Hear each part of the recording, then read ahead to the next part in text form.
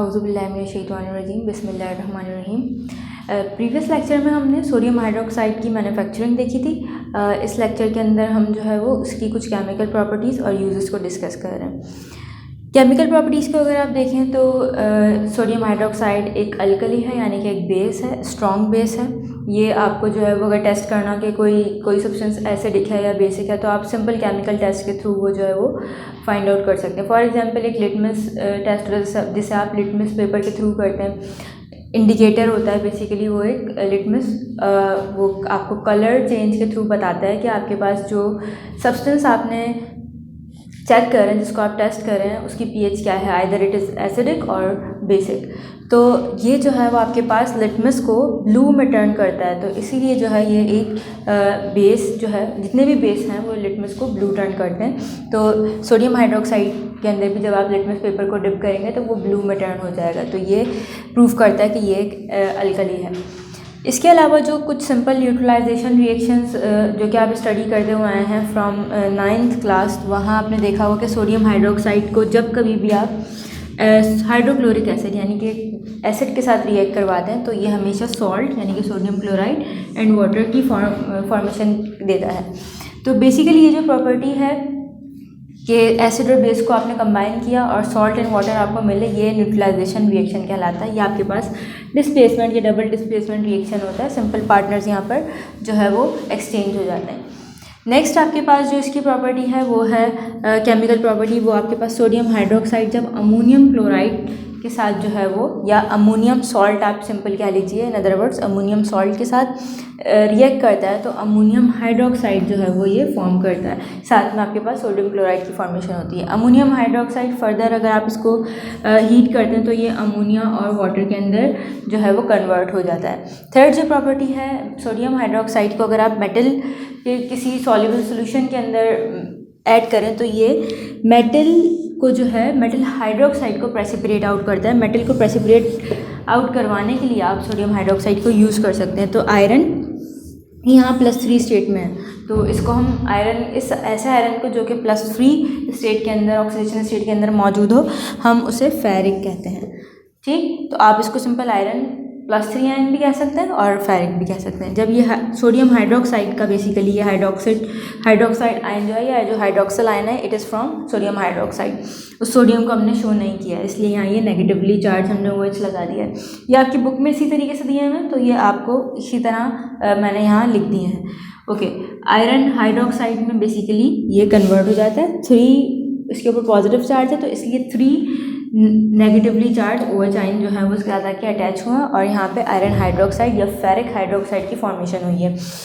Similarly अगर हम zinc को देखें तो ये जिंक +2 स्टेट के अंदर मौजूद है। जब ये हाइड्रोक्साइड के साथ यानी कि सोडियम हाइड्रोक्साइड से जो हाइड्रोक्साइड आ रहा है उसके साथ रिएक्ट करेगा तो ये जिंक हाइड्रोक्साइड की फॉर्म में प्रेसिपिटेट आउट होगा। लेकिन अगर जो बनने वाला हाइड्रोक्साइड है, if it is amphoteric means ऐसे आपके पास सब्सटेंसेस या केमिकल कंपाउंड्स जो कि आपके पास एसिड और बेस साइमल्टेनियसली दोनों की तरह बिहेव कर सकें, डिपेंडिंग अपॉन कि उनके साथ रिएक्शन करने जो सब्सटेंस आ रहा है वो क्या है। तो यहाँ पर अगर एम्फोटेरिक नेचर का आपके पास हाइड्रोक्साइड बनेगा, तो अगर आपके पास एक्सेस में सोडियम हाइड्रोक्साइड मौजूद है, एक्सेस में मतलब ज़्यादा क्वांटिटी के अंदर ये मौजूद है, सॉल्वेंट ज़्यादा है, तो आपके पास ये जो जिंक हाइड्रोक्साइड है ये फर्दर जो है वो उसमें रीडिज़ोल्व हो जाता है by the formation of complex compound या कोऑर्डिनेशन कॉम्प्लेक्स, जिसे आप जिंक हाइड्रोक्सो जिंकेट 2 आयन कहते हैं। ये जो इसकी नेमिंग है इसको हम स्टडी करेंगे चैप्टर नंबर 5 में प्रॉपर की कॉम्प्लेक्सेस या कोऑर्डिनेशन कॉम्प्लेक्सेस होते क्या हैं, बनते कैसे हैं और इनकी जो है वो नेमिंग किस तरीके से की जाती है, तो वो हम चैप्टर नंबर 5 में डिस्कस करेंगे।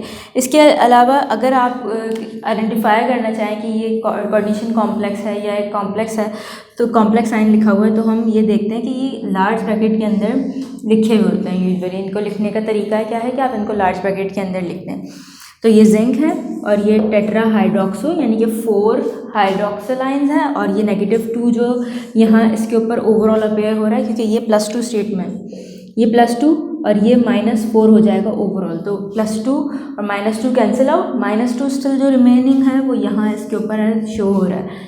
ठीक है, तो ये 2 आयन इसलिए हमने ऐड किया है।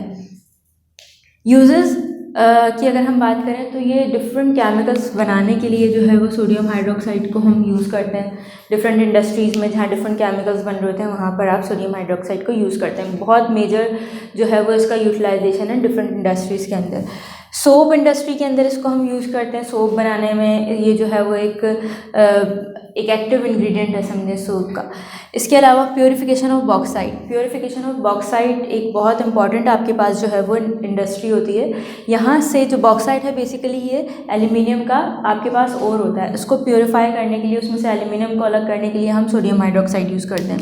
पेपर मेकिंग के अंदर आप इसको यूज़ करते हैं। जो आपका पल्प होता है उसको बेसिकली ब्लीचिंग पर्पज़ के लिए हम सोडियम हाइड्रोक्साइड यूज़ करते हैं। तो उसको डीकलराइज करने के लिए आप जो है वो सोडियम हाइड्रोक्साइड यूज़ करते हैं। पेट्रोलियम प्रोडक्ट्स, जो आपका पेट्रोलियम या रॉक ऑयल जो निकाला जाता है डिगिंग करके, उन प्रोडक्ट्स की जो इंडस्ट्रीज़ हैं डिफरेंट, वो बहुत सारे उसमें से जो है वो पेट्रोलियम में से कंपाउंड्स निकलते हैं, ऑर्गेनिक कंपाउंड्स। उनकी इंडस्ट्रीज़ को फर्दर जो है वहाँ पर यहाँ सोडियम हाइड्रोक्साइड का यूज़। टेक्सटाइल इंडस्ट्री के अंदर ब्लीचिंग एंड डाइंग पर्पज़ के लिए कॉटन जो आप बनाई जाती है उसकी ब्लीचिंग और डाइंग के लिए, उसको डाई करने के लिए आप सोडियम हाइड्रोक्साइड को यूज़ करते हैं। इसके अलावा प्रोडक्शन ऑफ रेयॉन।